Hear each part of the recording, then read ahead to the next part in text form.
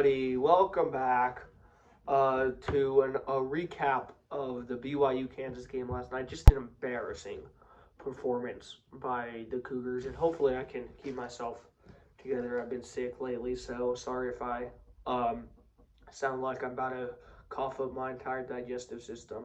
But anyway, I'm just going to be talking about my main takeaways from that game. And my first big one is Aaron Roderick has got to go. All right, at the beginning of the season I said this. I said that I don't think he's a good offensive coordinator. And then after the Oklahoma State game, I think I had to say, okay, I apologize. He's improved drastically, but I think now he needs to apologize to me and the rest of Cougar Nation because that was embarrassing last night. You're not going to win scoring 13 points. It's just not going to happen. You're not going to win a game in Big 12 play scoring 3 points in the second half. And you can't be doing what he's doing. You can't be calling the same play that you threw a pick on last week. And, okay, so I want to talk about that play first. The fade at the end of the first half, worst play call ever. I do not know what we are doing. All right, worked against SMU in a two-point conversion. Great.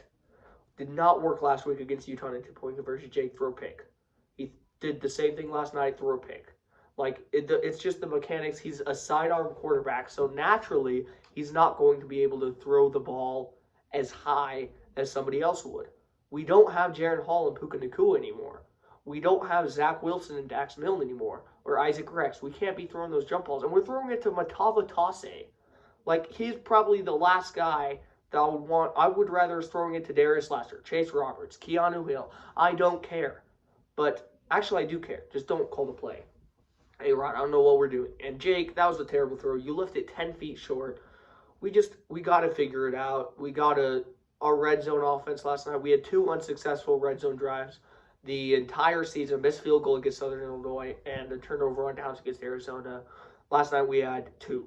A turnover on downs the last play of the second half, or the last drive of the second half, and an interception on the last drive of the first half. So it's been terrible, and I've been really complimentary of A-Rod's red zone play calling throughout the year. I think it's really improved because I think in past years, the last couple of years, I've been frustrated with the plays he's called at the goal line and stuff, and he's just been calling dumb pass plays, dumb fades at the goal line. But he's done a lot better at that this year, just giving the ball to LJ. But he should have done that more in the second half last night. LJ was dominating. He was averaging 6 yards a carry in the first half. They couldn't bring him down. It's just frustrating that we lost to a 3-6 Kansas team. Who, yes, they are better than their record might show, but still, 3-6 is 3-6. We got to figure something out, guys. I mean, come on. You can't not be frustrated with Aaron Roderick and the way he's calling plays. I feel like, I know this might be a little premature, but I feel like I could call plays better than A-Rod. I could be a better play caller. If you give me their playbook and a drawn-out version of what all the plays do, I could call plays better than A-Rod. I wouldn't be a better football coach. I didn't say that. I'd be a better play caller. So something's got to change. And, man, Kalani did not seem too happy in his post-game interview. But that fade in the first half, in a post-game interview with Chase Roberts, Greg Wrubell and Hans Olsen was asking him about it, and he said that is one of their best plays, and that they'll stick to it. Please don't.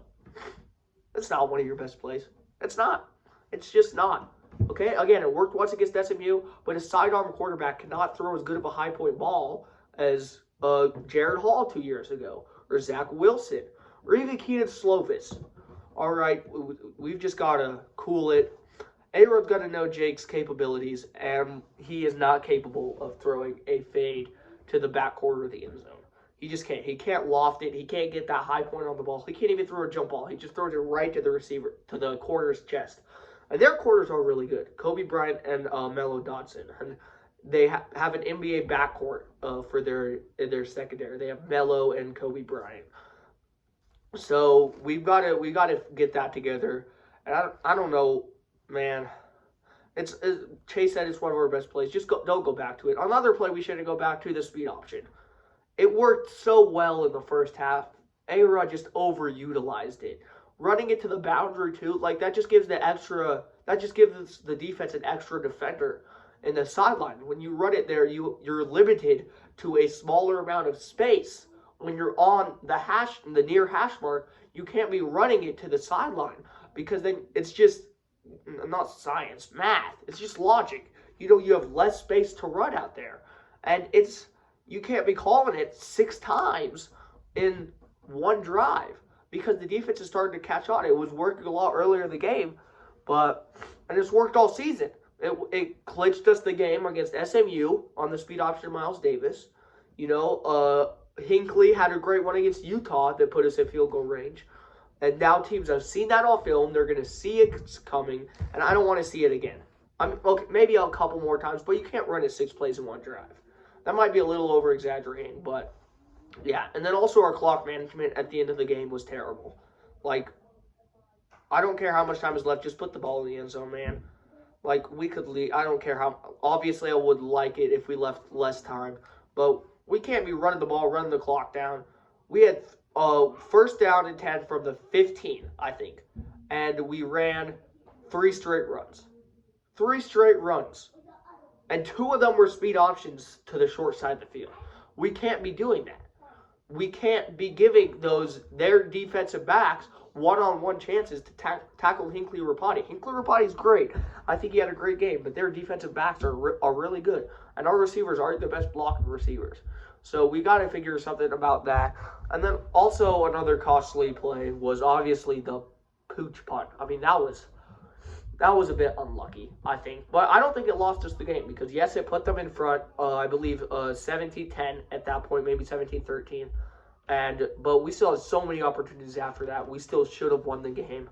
And, man, it's just frustrating. What is Evan Johnson? I see so many people blaming Evan Johnson. He's guarded what he thinks is a route and what is a pass, which, by the way, was perfect coverage. But their receiver was blocking him away from the ball. I feel like there's got to be some kind of flag about that. And, I mean, the probability of it hitting Evan Johnson's helmet is just insane.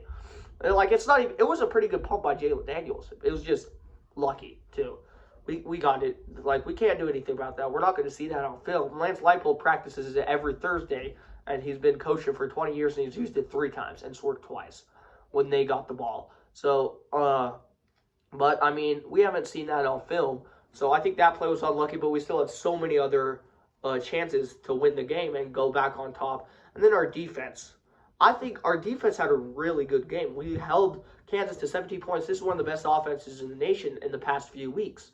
And I think it's taken me some time to a little bit get over it because last night I was like, how could we not stop them on 3rd down in the second half? And I realized they're the 4th best 3rd down conversion offense in the nation. Like, yes, they're 3-6, but they're also a really good offense. But we did great in the first half. But Tyler Batty was getting held so much. On that Mark Collins pick, 2 refs were standing right there staring at him. The right tackle held onto his jersey like this, and no flag came out. It was ridiculous. The refs, I don't want to be Mark Hartland here, but because I'm still glad to be at the Big 12. I love being in a conference so much better than being independent. But we got to go take care of business on Arizona State. And now I'm a huge Jayhawks fan. Go Kansas. Go beat Colorado, man. So if we could get them to lose, then we'd still be in sole first place. I'm pretty sure then we'd clinch a spot if we win and Colorado loses. I'm not sure. Don't check me on that. But anyway, go Cougs. Sad loss last night. Changes have got to be made. Something's got to be done about A-Rod. But go BASU. Go Cougs.